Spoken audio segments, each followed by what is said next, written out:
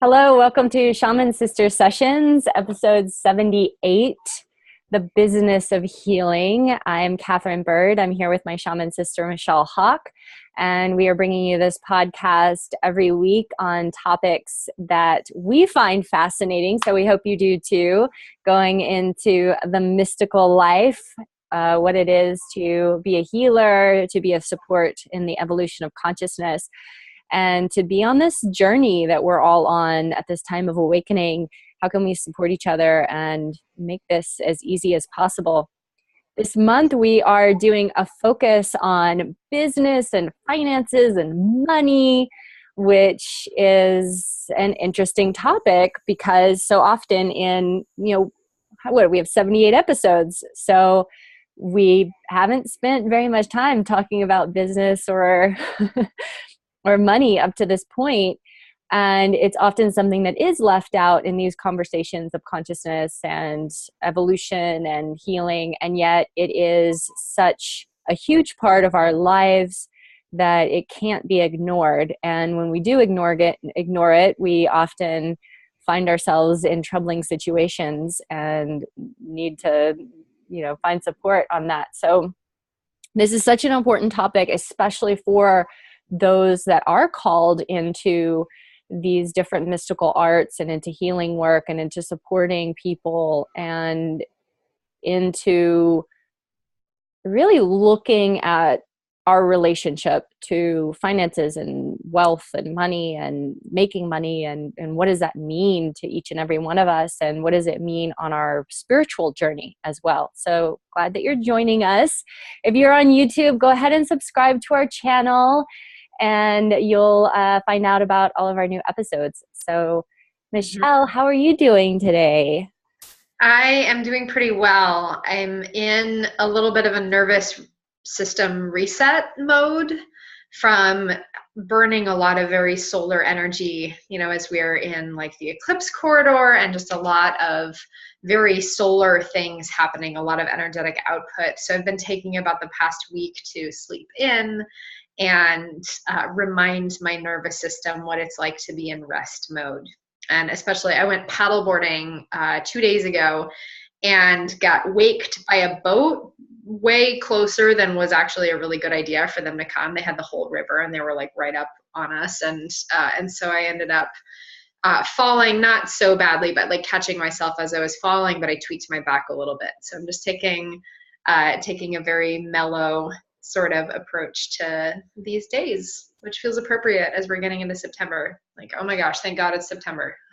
Yeah, I'm down here in Southern California, and it is fascinating. As of yesterday, we officially got some fall, which is, maybe the most we'll ever get, but it's like cool and cloudy, and there's a little breeze and sort of the chance of rain sort of maybe in the distance. Yeah. So it definitely feels like a shift.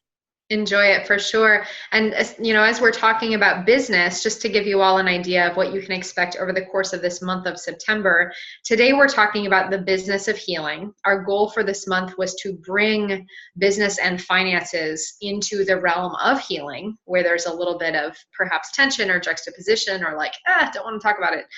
But next week, we're discussing prosperity consciousness. So really specifically kind of picking apart what does that mean. We hear a lot of these different terms around the law of attraction and wealth mindset, et cetera. And we're going to be looking into that from this perspective. 2 weeks from now, we have a special guest, just to give you an idea of what to expect. Her name is Chris Wilborn. She is a super awesome neuroscience coach, money person. And she specifically works to support people in our field. So we'll be really excited to bring her on. And then closing out in September, we'll be talking about conscious entrepreneurship. So taking in mind everything that we've spoken about over the course of this month, what is it like to be a soulpreneur, is what I like to call it, like SOULpreneur. And know that we are together redefining not only what it means to be a healer, but what it means to be a business person. And that's part of what we'll be talking about today. Yay. So what is this? What are we talking about when we are saying the business of healing? I want to also, we were talking about September and like getting into the fall, and it's interesting just from a very personal side of the behind the scenes of my business. One of the things that I'm really excited to do this fall is to take chunks of time, dedicated days and even weeks that I blocked off in my calendar to fall back in love, not back, it's not like I'm not in love with my business, but fall in love with my business in a new way and really devote some time, just like you would make sure the garden is fertilized and make sure, like do some pruning and all this stuff. I'm going to be doing that with my business over the course of this fall. So as the energy is sort of like cooling down and going a little more internal, I am doing that not only in my life, but in my work. And I share that with you as an invitation, knowing that September is the focus or that business and healing is the focus of our September month. If that calls to you as well, I invite you to go ahead and join me in that and kind of spend some time tending the garden, harvesting everything that we've received from our business throughout the year, and then looking at, okay, what seeds do I want to plant for the next go around? Yeah. And I think that's really important because so often we get so in a pattern or even a rut in some ways with our business. It just kind of like it keeps going along at this pace, and we sometimes do that sort of maybe at the first of the year or something like that. We have kind of a tune in of what I'd like to create, and it's important to continuously be investing our time and energy into all aspects of what it is that we're creating, both from the idea of that harvest season of looking at everything that I've accomplished, everything that I've learned, everything that I've done, that is supporting my business and supporting me financially and supporting my growth and outward expression into the world. And then what's next? And what am I missing? And what do I want to focus on? And what feels delicious in my business, I think, is always a good question to ask. Absolutely. And this is part of what we can be looking at from bringing business and healing worlds into a little bit more of a co-creative support, knowing that the same principles that you use in your healing work, you can apply to the business realm. Now, that being said, I say this with like an asterisk of there are some skill sets that are very easily transferable. And then there are some that we need to cultivate in the business realm in order to create a platform for the healing work. Now, this is, you're getting some interesting perspective here. I've been in business for about 9 years, but I put a little asterisk next to that saying that I only actually started treating my business like a business about 1.5 to 2 years ago. This is where, this is some of what we'll be talking about today. So I want to be super real with you. Like, yeah, I've been in business for 9 years. And like, for much of that, for about 7 years of that, I had supplementary income. I was substitute teaching high school. I was tutoring students. And what it took to wean myself off of that and grow my business to the point of sustainability, where now I am solely supported by my business, was a lot of actually taking it seriously and actually treating it like a business, because the temptation is not to. And we'll talk about some of the ideas behind that. But Kat, I'm curious, how long have you been in business and how long have you been treating it like one? I since 2011, I haven't done anything else besides healing work. Mm-hmm. So seven years, a little over 7 years. Great. And yeah, and it's actually surprising that it's definitely been an interesting journey and a ride to be completely focused on, okay, I'm not going to do anything else. And then all of the different changes and turns that as a business has made and changed over the years of that. And yeah, since 2011, I've had no other supports or other things going on that have been helping me out. Mm-hmm. And yeah, it's interesting you mentioned within that, knowing a large component of your work used to be body work and used to be different facets of this healing, and knowing that now your work looks very different. So we'll talk about some of that too. And the reason that I thought it was important to share that is that I think much of the hesitation that many of us have going into business, there are a lot of these ideas around how can, let's just kind of name them, let's call them out. What are the questions or the fears that we have? And I think number one is it okay to charge money for this work? That's a really, really big one that we hear a lot. Yeah, I don't think that there's anyone who is in a healing profession or some sort of even just helping profession that doesn't hit up against this edge of, is it okay for me to charge at all? And then is it okay for me to charge what I actually want to charge?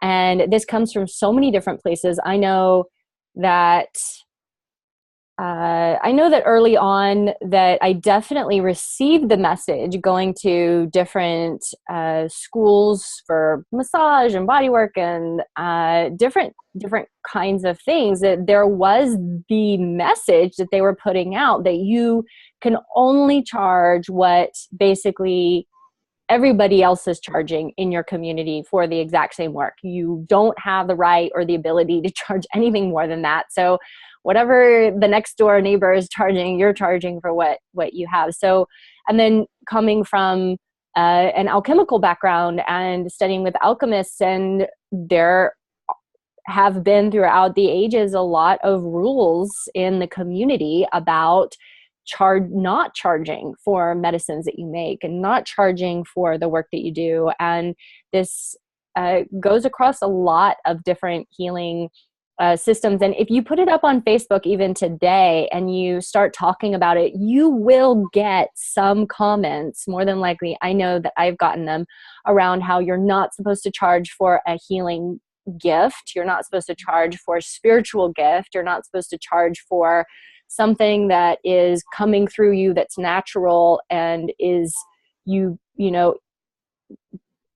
because it's a gift somehow. Mm-hmm. Even if you've spent, in my case, I can't even tell you how many tens of thousands of dollars that I've spent on education in my career. Somehow I'm not supposed to charge for that because that wouldn't make it spiritual. And that's what a lot of people hit up against, is this idea that somehow receiving money for something equates that you are not being spiritual with what you're doing. Mm-hmm. Absolutely. And then, to name some of these other philosophies, in my Reiki training, I was taught it was important to receive an energy exchange, but there was a lot of emphasis on, that can be someone like cooking you dinner or making, like bringing you food from their garden, or, whatever, or making you clothes, or whatever the thing was. And it was way more focused on like in trade work. And it's almost like an afterthought that there was like, or you could receive money. And I really look at that and I'm like, okay, well, that's yes, I totally understand, receiving in trade, but also that's not super useful all the time. And looking at, we have money for a reason. The money is the thing that we all have in common. That, okay, so say I don't want a chicken, or I don't need a new shirt for someone to make me. You can give me dollars and then I can go buy the thing that I do want or need. And that is its root. That is the function of money. That is the purpose of money, is what is the lowest common denominator for exchange of energy. And then looking especially at shamanic tradition around, shamanic healing, or many types of these ceremonies, there are many lineages that specifically prohibit charging for service, but there is this aspect of exchange. And so it's interesting, in these different traditions and lineages, looking at, well, the exchange itself is honored, but something about the energy of money is seen as not welcome. And I think we'll probably be getting into some of that in our prosperity consciousness and our sacred finances episode. But suffice it to say, the big question is, am I allowed to charge for this work? I'm going to say yes, but like, I can't tell you that. Like, you need to come up with it on your own. Right. But it's important to ask that question, because sometimes we're not even aware that underlying belief system inside of us is running the decisions that we're making to either avoid having a sales call with someone, or putting up a post on Facebook, or raising our price, or whatever it is that we're doing in order to have a business. We're avoiding it because we're not quite sure oftentimes of what are the underlying beliefs that we have, the stories that we're telling ourselves around money and business and being a healer, or charging for our work, or whatever this is. And yet the fact that there are so many of us who are choosing to do this work not only as a hobby, not only as a calling, but actually as a career, tells me that we as a society are ready for that shift.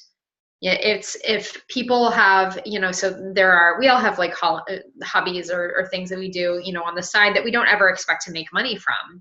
And it's a very different kind of relationship. There's not that same investment, or maybe the conviction or the vision or the mission. And we all have full permission not to make this our life's work. We all have full permission not to go out and get a business license, not to learn how to make a budget, not to learn accounting skills, and just to keep it in the realm of hobby, or in the realm of service that I offer to my friends and family.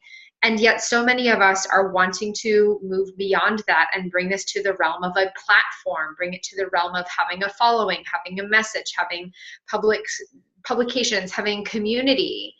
And that to me means, again, we are so ready and so hungry for a new way of what it is like to do business, and a new way of what it is like to be fully supported in our calling, from not only the perspective of life purpose and passion, but from the perspective of respected career. Mm-hmm. Absolutely. It is a choice. You get to make the choice. And sometimes that's confusing when people start to have these gifts and awarenesses and abilities and interests. Then often the first thing that comes up is, oh, now I have to quit my job and I have to do this for a living. That's not necessarily true. You don't have to. This is up to you. You get to do what you want. And if it is what you want, then there's a lot of stuff that generally has to be dealt with on so many different levels in order to create a business. And what we're talking about there's so many layers here.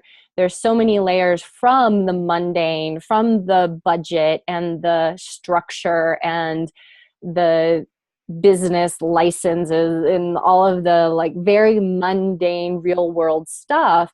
And then there are a lot of beliefs and energetics and all of these other pieces, past life stuff that's holding us back for other reasons.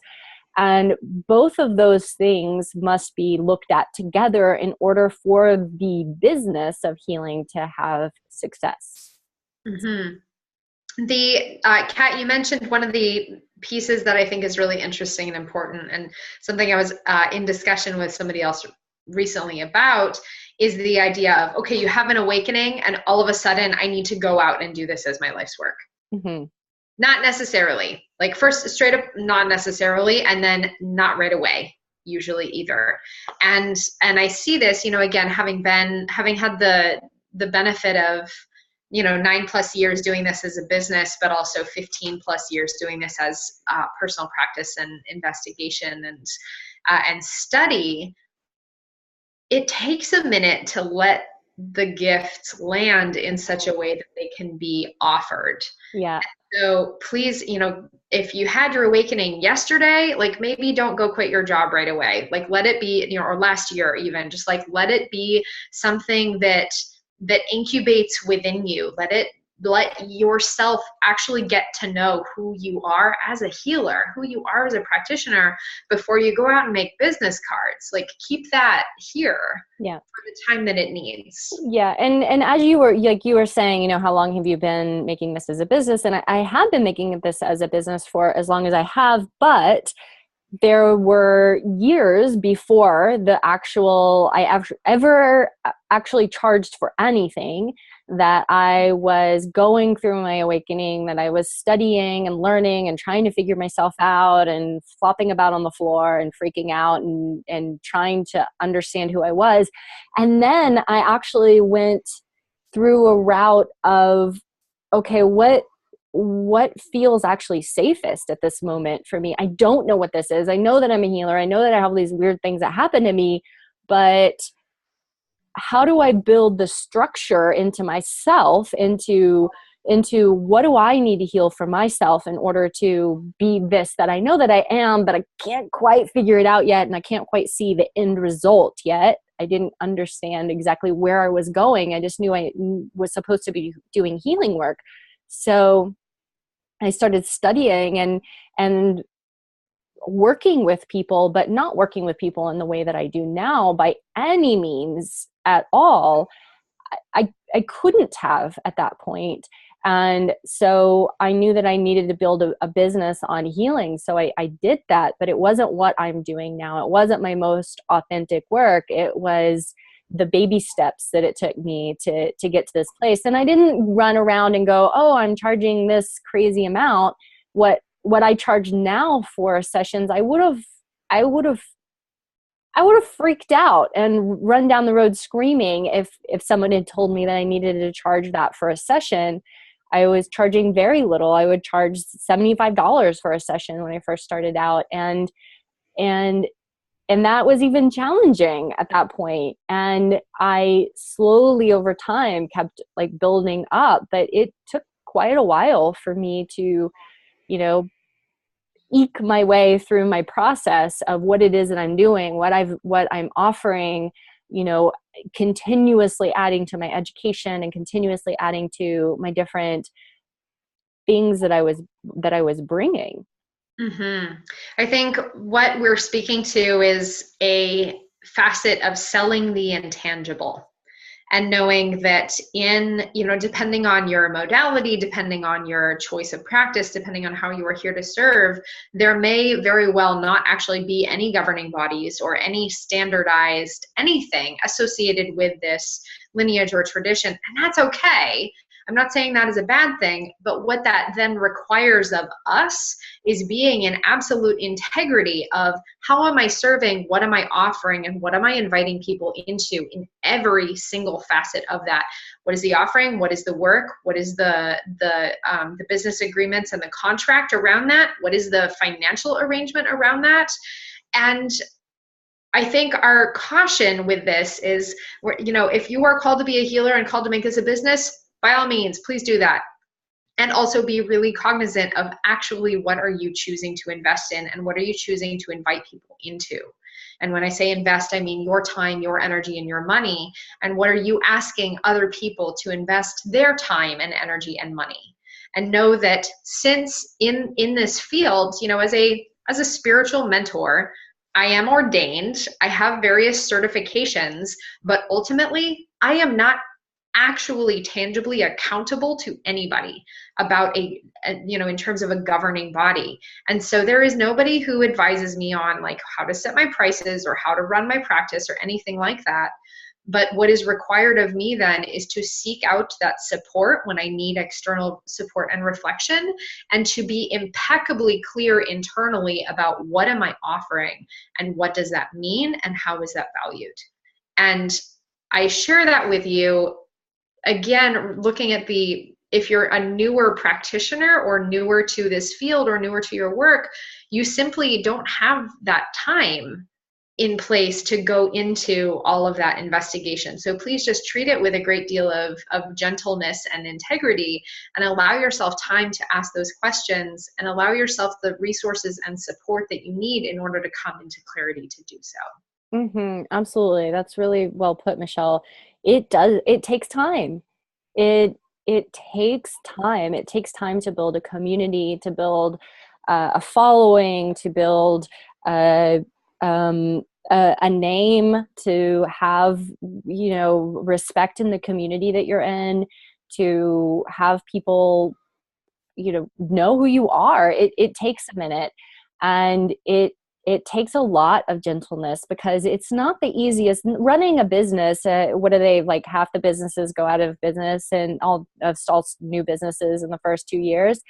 And so, and that's all businesses of all different kinds of things, selling things and making things, and all kinds of service businesses and things that people know about. So you're talking about how hard it is for someone to build a business on things that people know. People know what this thing is. They know that this thing exists. They're maybe even looking for it. And those people still fail in business. And a lot of times as healers, we're selling something that sometimes we can't even describe yet.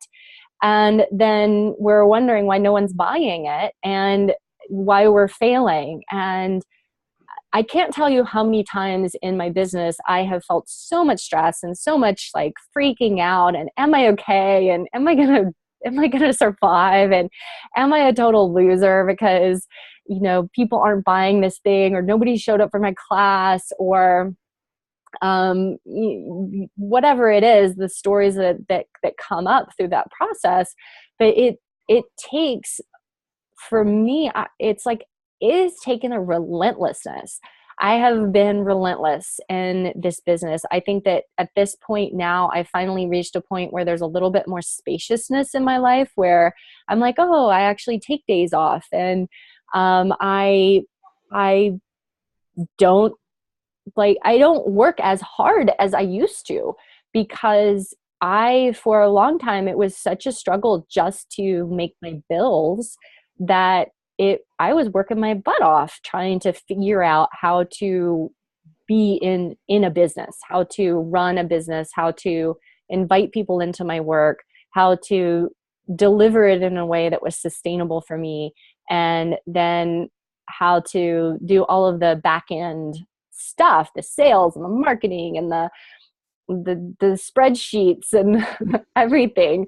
Like, that's not my zone of genius, right? And so a lot of us we're asking of ourselves something that we've never done before. We don't have any experience in it. And we're trying to create something out of nothing. And we're selling ourselves, if I was selling you a thing that I didn't have any attachment to, and it was just something that I'm like ordering from China, and I'm just selling you this thing, like, no, but you don't buy it, who cares? But oh my gosh, I'm selling you me. Like, I am selling me. This is who I am. This is what I believe in. This is like the core essence of my entire being. And like, do you want it? And if you say no, that can feel really intense for people. It can feel like a lot to feel like I'm putting myself out there and I'm doing the things and nobody's buying. People don't like me. Like, we tell ourselves all of these stories, and we can really psych ourselves out of the experience, I think. Mm-hmm. Yeah, people don't like me, or I'm not actually good at this, or maybe I'm not supposed to be a professional healer and sell this work. So if you find yourself in that loop, take a breath. Take another breath, probably take a third breath, and come back and remember that most of other people's decisions are actually not based on you at all. Mm-hmm. There are a million reasons why a client says no. There are so many reasons, most of which actually have nothing to do with us. But that is, that's a larger part of sales, which is a facet of this business of healing. But, what I'd really like to, kind of pinpoint as a piece to take away from this is, the more secure you can be in yourself and in your practice, the easier time you will have going into the business part. Now, Kat and I are speaking both from the perspective of not having backgrounds in business, but having this very strong call to serve in this way, and then needing to learn the business as a supplementary skill set. And I would say for most of the people who find us, that is the case. I think it is rarer, but there are these people who find us, and I think there are more and more happening every day, who come from a business background, who come from a marketing background, who already have the skill set and experience and have had an awakening and are now looking at translating, okay, what is this awakening? How do I market this? How do I put it in business? Those are the people who I would really, really like to invite to take your sweet time and practice. Right, because there are a lot of people who come from the sales and marketing and business backgrounds who have an awakening, and then they start marketing and selling their newly discovered awakened selves. And there are the people who at times can really be giving us all a bad name because they're not sure how to actually deal when someone has a crisis, or when they're overselling something that they haven't tested yet. Mm-hmm. And that can be really dangerous. And I also want to talk about comparison, because for those of us who don't come from business and sales and marketing, we don't have a business degree, we didn't, run around selling things. It can be extremely daunting to go through the process of learning how to do sales and marketing. And then if you start looking on Facebook and you start comparing yourself to someone who just is coming out of a very corporate situation, and a year later they're making $100,000 a month, and you're like, really? They may or may not be a better practitioner than you. It doesn't mean anything. You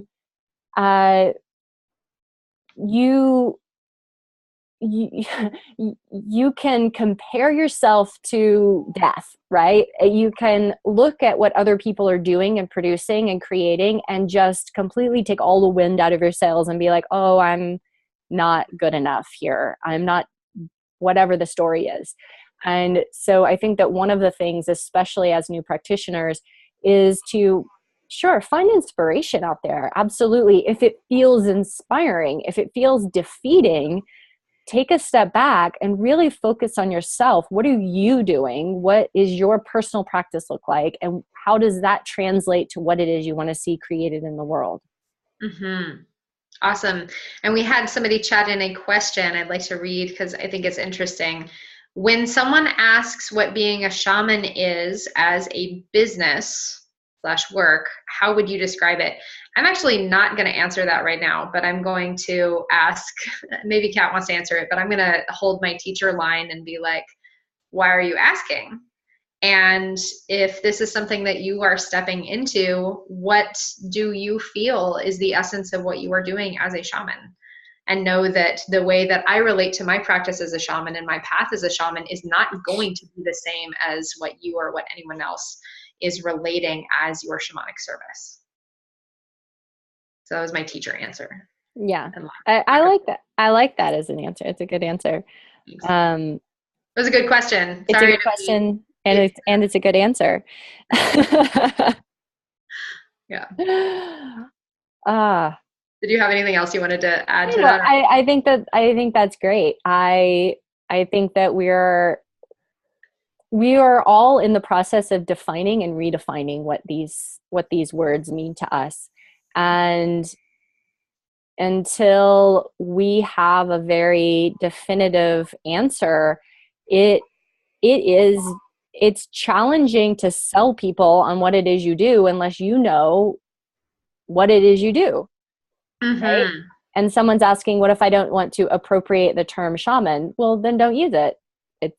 That's also a good question. And you don't have to call yourself a shaman. If you, so one of the terms that we suggest alternatively that perhaps feels a little softer is calling yourself a shamanic practitioner.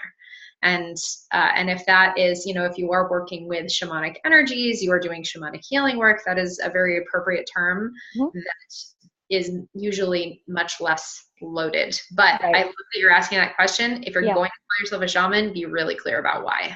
Right. And so we do call this Shaman Sister Sessions because it sounds awesome and because we both are very connected to the shamanic work. But I know, like in my bio or whatever, I actually use the term I'm a shamanic channel because I'm very shamanic and I'm a channel. And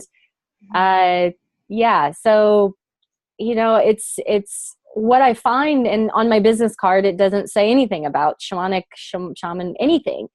But what I find is that we will all go through these metamorphosis processes. Actually, on my business card, it says metamorphosis facilitator. So we're all going to go through these processes where we connect very deeply to these different archetypal energies that we're running. And it's important for us to allow ourselves to connect to those energies and heal them completely within us, and use them if it feels right. Use them if your soul is a full on fuck yes, that is what I am at the core essence of my being. Then you are the one that gets to answer that question. You are the one that gets to claim who you are. Educate yourself, go and study, find a mentor, do the work, and be able to back up what you're saying with your education, with your experience, with your knowledge, with how you walk through the world, how you present yourself to the world. And as long as you are holding your line of integrity, whatever that is, then no one can fault you. People can try, they may, but generally, if you're really authentic and someone meets you, they're going to feel that authenticity. They might call you out on Facebook or something because they've never even seen you before, and then they see some weird, you use a word and they don't like that word and something, they're totally triggered. That's because of them. That's rarely because of you. And for both of those people who ask those questions, I would invite you to go circle back, if you have not already, to our Signs That You're a Shaman episode. I have no idea what number it is, but if you just look on our YouTube channel or iTunes and Stitcher for Signs That You're a Shaman, you can go back and have a listen to that. Kat, I love that you're bringing up the archetypes. You know, this is one of the pieces that we're talking about today, is healing the archetype of the healer, which I know we've talked about this before in other episodes, healing the archetypes, but also bringing a new vision to the archetype of the entrepreneur and to the business person. Now, this is something that, I mentioned I've been in business for 9 years, a little over 9 years. I've been solely supported by my business for about 7 years now. And with that, I mean, it was like the last couple of years, I was barely making anything that was not in my business, but I had it as a safety net. Somebody just looked it up and said, episode 56. Awesome. Thank you so much. Yes. Signs That You're a Shaman, episode 56. Thank you. But looking at that, one of the pieces that I needed to embrace as I was undergoing this archetypal realignment, I actually really like that term, I'm going to remember that, archetypal realignment, was starting to step into myself as an entrepreneur and identify with that archetype, in addition to the archetype of the shaman and the healer and all these practitioner archetypes. I am also a business person. And now I can say that feeling really fucking good about it. I am a business person. I am self-employed. I am an entrepreneur.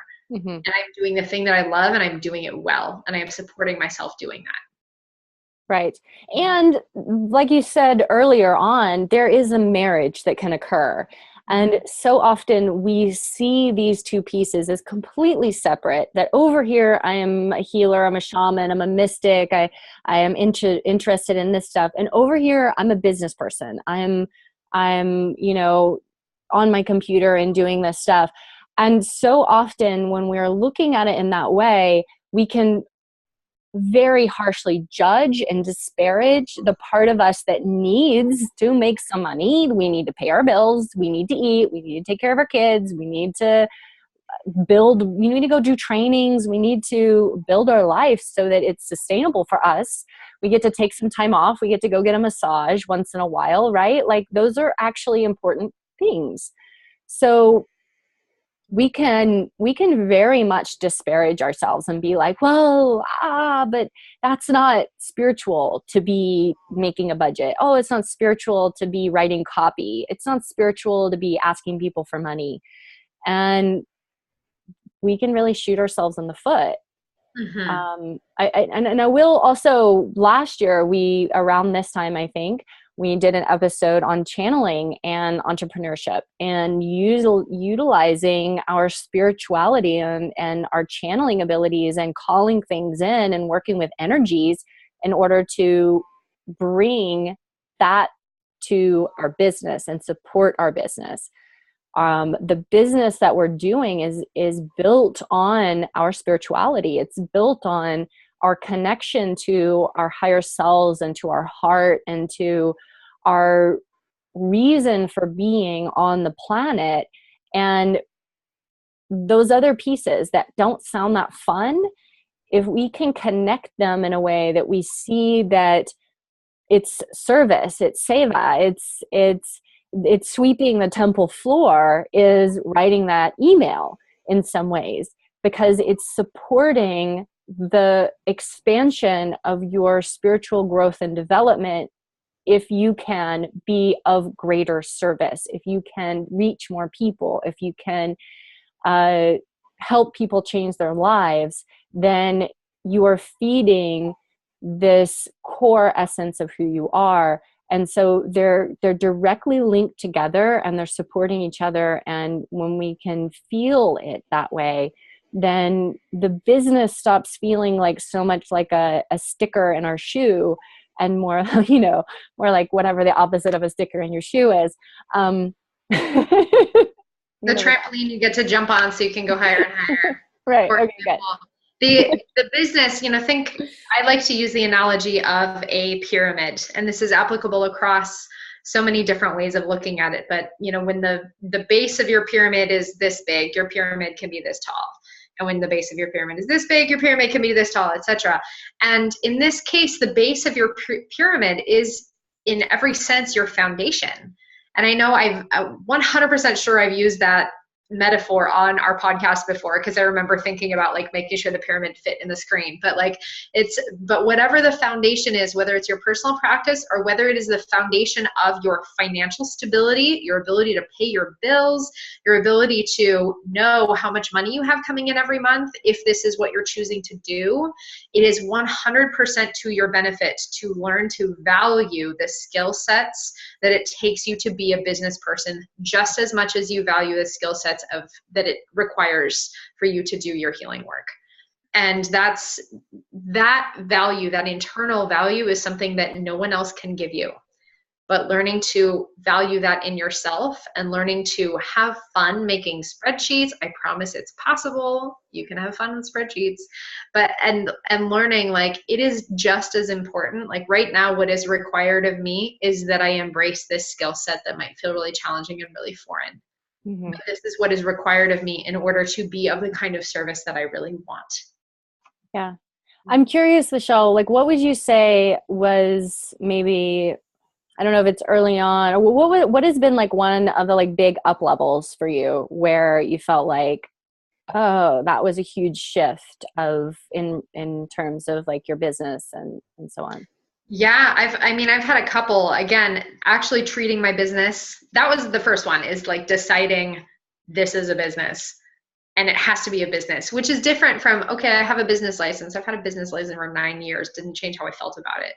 But deciding, number one, this is something that I'm going to treat like a business.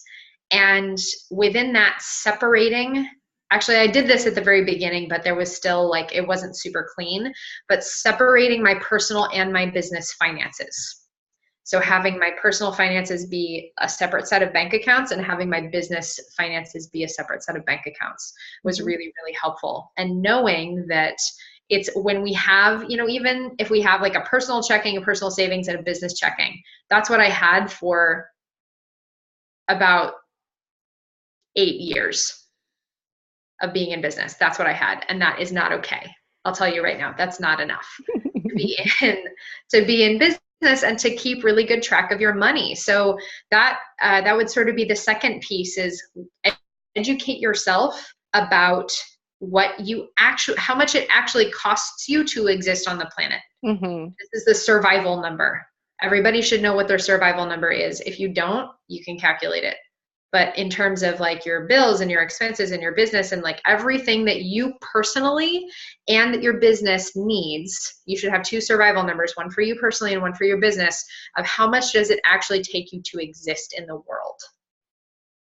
And then number 2 or 3, however many numbers that is, looking at the calendar way more strategically, mm-hmm. in terms of not just what am I doing this month or what am I doing for the next couple of months, but what am I doing over the entire course of the year in order to ensure that I have money coming in all the time.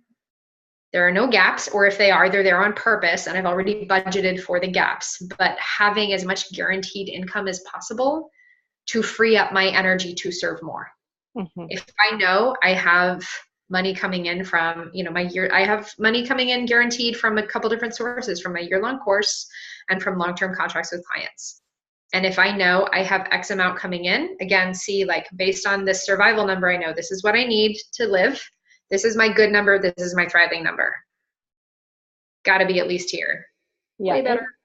It's taken me, and it's a little at a time. Like, it's taken me so many years to get to the point where I am actually truly tracking every single dollar that comes in and every single dollar that goes out, and accounting for it every single month. Yeah. And the computer was about to die. And with that, not only the accounting, but tracking your predictability. The brain loves predictability. We are humans that have a very easily triggered fear response. And I know we've all been there, the fear of, like, I can't pay my bills, or the fear of, oh no, am I going to have this happen? But having guaranteed income, or having at least an idea of what is the baseline predictability, then frees up all that energy to communicate with people, have sales conversations, write articles, do your work, actually do your work. This is the other thing, like, and this is a, like, part of the Pareto principle, the 80-20 rule. We spend 80% of our time, and I mean, this ratio does shift, but right now it feels like I'm spending about 80% of time working on my business and 20% of my time working in my business. Mm-hmm. And as I am building the systems that will enable them to sustain themselves, so that I can spend more time working in my business. But that, I think, is a very realistic expectation for anyone going into business of healing. Please do not expect to be spending all your time and energy actually doing the healing work. Yeah, you actually spend an enormous amount of time working on the business part, and if you're not, then there's actually probably some sort of, like, something to look at there. Yeah. Hate to break the bubble that you're going to spend all your time doing the healing work and doing the thing that you love to do.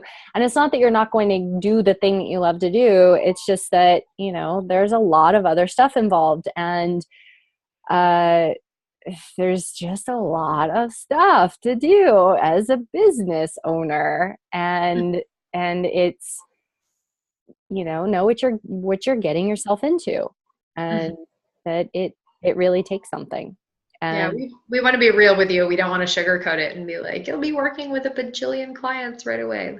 No, you won't. And it just, it really takes time, and it takes a lot of effort. And like I said, the just relentlessness, in a way, like, okay, I just failed. All right. I'm gonna just keep going. I'm gonna, okay, that wasn't a good idea. Okay. I just completely I did not charge enough for that thing. And okay, not a good idea. All right. Now moving forward. Got it. We had somebody ask in a good question, and we are nearing the end of our time today, but I do want to highlight this. Somebody said, how do you get long-term contracts? I'm assuming you're asking with clients. And that is a longer answer than I think we can really do justice with today. But the very short version is, if you have, and I'll answer this, I guess, personally, I have a couple of different ways for people to work with me long-term, one of which is a year-long course where people can either pay up front, so pay the, thousands of dollars up front. Some people actually do that, which is awesome, or, which way more people usually do, is pay monthly or pay on a payment plan. And that means I know exactly minimum how much money I'm getting from this course every month. The other is extended term contracts of working in a mentorship or a healing capacity. And that is really up to you, so if you want to do, and part of this, it comes not just from arbitrary, like, deciding, oh, it's good to work with people for a long time, but actually having the lived experience of knowing, I really like to work with people for this amount of time. This is the amount of time that I've really seen the most potent transformations take place. This is what I'm guiding people into. This is how many times we meet every month. This is what that looks like. And having a really very clear invitation. Yeah. Because it's just a, like, oh, let's work together for 3 months. Shrug. like see what happens, Yeah. because Michelle said it's a good idea to have long-term contracts. Like, no, that's not going to fly, but have it in your experience. This is what works for me and my process with the people who are coming to find me. And this is what that looks like. Right. And There has to be a reason. Like, why? And what does it look like? And how does it work for the person so it fits into their life and they can actually do it? And how does it work for you so that it actually fits into your life and you can actually do it? And what's the result that they're going to get because of that? And I'll also say it has a lot to do with establishing yourself and establishing your expertise, establishing that you know what the heck you're talking about, establishing that there is consistency with you. So people, especially if they're going to be in a long-term contract with someone, they want to know that person's going to show up for them. So they want to be able to look at whether it's your blog or your Facebook or something out there is showing them that you show up and you're consistent and you're consistently saying kind of on the same page with yourself, and you're like have something that's consistent that you're putting out there. I think is really important. Absolutely. No, that's huge. I would like to double underline that is most of sales does not actually take place within a sales conversation. That is the cherry on top of the final step before somebody gives you money. Right. So I would say, and actually kind of that goes in the healing session too. The healing session or the mentorship session or whatever the deal is it a very isolated thing that is actually the minority of what's happening. And so I'll use us as an example right here because we're a very easy example. This is our 78th podcast episode. Kat and I have been putting this on for almost 2 years. Is that right? Mm-hmm. Almost 2 years. So we've been meeting almost weekly. We take weeks off here and there. We take a couple stretches off, but we've been having almost for 2 years, almost every single week, very consistent. We get together, you kind of know what to expect. It follows a similar format every time. We have guests, we have conversation, we provide amazing content. Boom, we are consistent. Mm-hmm. I have a weekly email that I send out with articles and resources and invitations that, yeah, I've missed a few weeks here and there, but it has been almost every single week for over 2 years, like three plus years. I have blog articles. I have master classes that I've done every single month since the end of last year. And I will be taking a little bit of space from that. But again, and I want to put in there, you should get on Michelle's email list. She is very generous with her list as far as the stuff that she puts out is really good.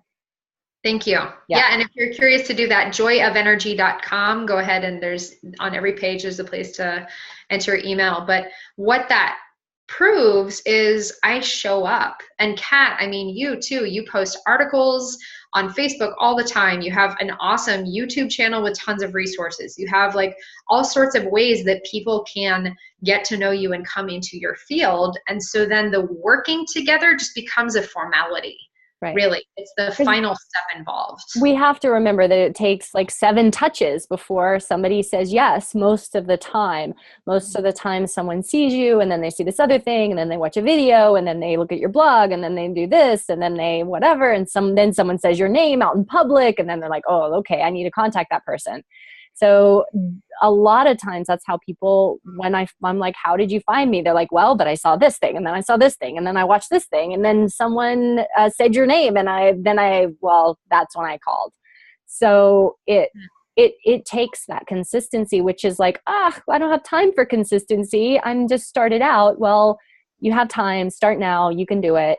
You can do it. And it's never too late. You know, my friend Chris, actually, who will be our guest in 2 weeks, I feel very apt to share this just little tiny tidbit of her story. She recently, last year, closed a brick and mortar business that she had been operating for several years, I think upwards of like 7 or 8 years. And as she's been in her incubation period of what am I offering next, and she knows what she's offering next. She's doing money stuff for healers who need it. Yay. But as she's been in that, she said, I wanted to take at least 6 months and offer my service and just like offer my list amazing information. I wanted to write, I wanted to create workbooks, I wanted to create and build trust. And that, again, double underline right there, is the only way people actually come into, and this is really the foundation of what it means to bring our healing selves and our integrous selves to business, is we are bringing people into the most vulnerable container possible. So they have to trust us. And the way that we create trust is by being real and showing up and teaching them who we are. I can bet by now you have a pretty darn good idea of who Kat and I am if you've been tuning in with our podcast, because we share very vulnerable stories in a public format on the internet. We have articles that we write. We tell you about the questions that we're asking, and we do that not in any kind of ego-driven way, but in a way that we know what it's like to be where you are. And we are bearing our hearts to you so that you feel safe enough to bear your hearts to us, because that is what is required in this work. Yeah. Bear your heart. I'm really excited. In case you can't tell, like I'm all hot, I'm all impassioned of like, this is what it means to serve. All right. Oh my gosh. We could continue talking about this for such a long time, because there's so much more to this. There really is so much here. There's so much more. So I'm very excited that we have, 3 more episodes this month that we're going to be diving into these different aspects of that have relationship to business. What's next week, Michelle, at 1:00? Next week is Prosperity Consciousness. So Tuesday, the 11th at 1:00 Pacific time, Prosperity Consciousness. The week after that is Sacred Finances with special guest Chris. And the following week is Conscious Entrepreneurship. So please tune in live. There were some awesome questions that happened in this episode. I really, really love that. And the more you engage and the more you ask questions, the more we can show up in real time and answer them for you and offer our perspective on that. So thank you for those of you who did chime in. I trust that you got exactly what you needed. And for those of you who did not ask questions, hopefully somebody asked it for you. And again, that invitation is always there. We record live so that you can tune in and share your thoughts and perspective. So you're welcome. Yay. You're welcome. And so if you would like to engage with some of our other episodes, such as Signs You Are a Shaman, or Channeling for Entrepreneurship, or Healing the Archetypes. I think we even did the Healing the Healer archetype. I think, maybe. I don't know. We so many. So I think I've done it as a masterclass. So many episodes out there on YouTube at Shaman Sister Sessions, also on iTunes and Stitcher. And you can jump on our mailing list at shamansistersessions.com so you can have access to everything as it comes out. And you can feel free to message us on Facebook or at our email, shamansistersessions@gmail.com. And if you would love to support us financially, and here we are in our big ask, you can connect with us on Patreon at patreon.com/Shaman Sister Sessions, and you can jump on and become a contributor to this mission and cause, because we do this for free and there are a lot of costs on the back end. So even just $1 a month is super supportive and helpful, and we would appreciate that very much. Absolutely. And for to connect both with Katherine and with myself, you can find her work at katherinebird.com, and you can find me at joyofenergy.com. Again, I do send out a lot of thank you, Kat, for that plug. I really appreciate it. Super generous offerings in my weekly invitations and emails. So I invite you to come into that. And with that, please, again, we'll see you next month, 1:00 Pacific time, for Prosperity Consciousness. And go ahead and bring a journal. I have a feeling I'm going to give you some journal prompts, because why the heck not? So bring something to write with, and we'll see you next week. Bye, Michelle. Bye.